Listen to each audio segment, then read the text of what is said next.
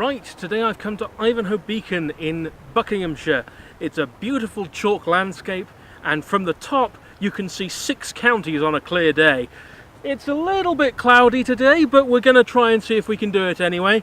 And if not, it's a lovely place to take a walk. As with most of England, if it weren't for human intervention, this entire area would be dense woodland, even on the comparatively poor soils of the chalk. Prehistoric farmers arrived 5,000 to 6,000 years ago and lived up on these hills.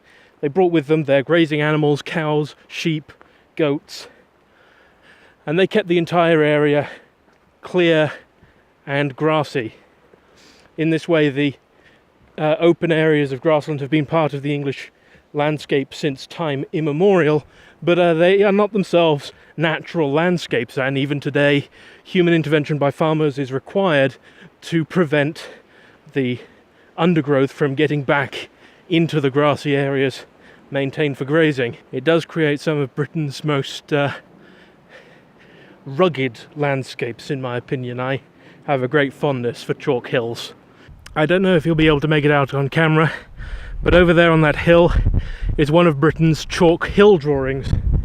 It's a modern one, made in the 1920s and 30s for the Whipsnade Zoo, and it's in roughly the shape of a lion. It's not the best maintained anymore. It's not bright white like Uffington White Horse, but it's still a fun sight to see that the same traditions have continued for 5,000 years. If you want to really express something, carve it into a hill.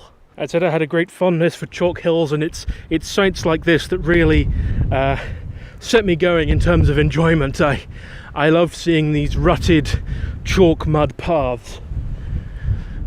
There's something about them that makes me feel at home, something very nostalgic and comfortable. They are probably one of my favourite features of rural England. We're getting towards the end of summer now, so many of the wildflowers are dying off, but I just thought these were lovely, so I decided to get in close so you could have a quick look at them. There's a couple of yellow things around. I need to get better at plants. I really do. Wow, that's a lot of wind. I'm fairly sure you won't even be able to hear me.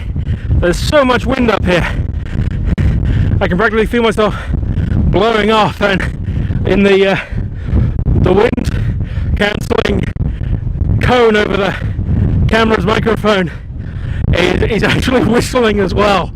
It's honestly so windy that the wind blew my microphone out of my camera. It is just that windy. Look at that.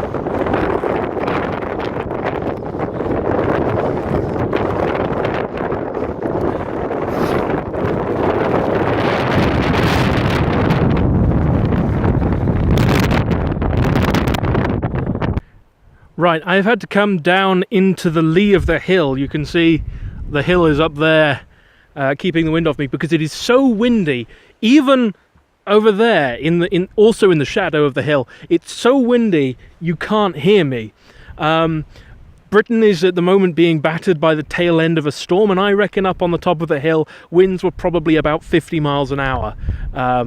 Certainly over 40. It was very, very windy.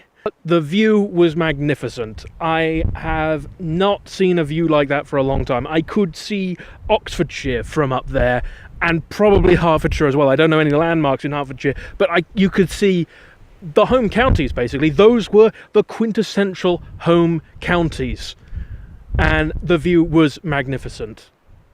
Really glad that I went up there. This area is right next to the Ridgeway, the chalk road that Salisbury Ring sits on. If you wanted to, you could walk to Salisbury Ring from here. It's just 60 miles following the chalk hills. I obviously didn't walk all that way, I drove. But it is possible, lots of people do it, and it's always a nice walk filled with views like this. Personally, I like to drive to the more picturesque parts, but there we go. Iron Age and Bronze Age and even Neolithic man used that road for thousands of years. probably going back 5,000 or 6,000 years. And for much of its time you would have seen a landscape just like this, with grassy pasture grazed by sheep and cattle, with humans doing their best to get rid of as many trees as possible. In the distance over there, that's Dunstable Down, which is famous in my book for a tradition of orange rolling. They put a stop to it in 1968 because it's stupid and dangerous, and because after World War II they didn't have many oranges left. And the tradition is fairly simple. They take an orange, they throw it down the hill, and then they all run after it for the great prize of being able to claim the orange. Goes back to about the 17th century, maybe even the 16th.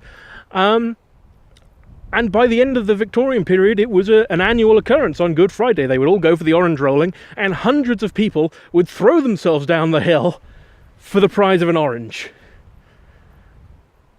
Unsurprisingly, health and safety rules put an end to that, but it bears remarkable similarity to the cheese rolling that goes on in Wiltshire and Gloucestershire on the other side of the chalk, which shows that there is some weird desire that the English people have, that when they see a very tall hill, they want to throw themselves off it for a meagre prize. I have to say, this is one of my favourite places to have come on In Search of England, just for the landscape of it. It's got all these lumps and bumps that do a wonderful job of constantly keeping you moving and hiding the incredible view from the top of the hill until the last possible moment. It creates a ruggedness here that I really like, yet also a softness. So, gust of wind there. All the grass here is coarse yet lush at the same time. The hedges are soft yet prickly. It's got all of this comfort and homeliness and Englishness to it, and yet it's also gruff and hard and unyielding. And I really like this kind of landscape, and it has to be one of my favourite places I've been able to come on In Search of England.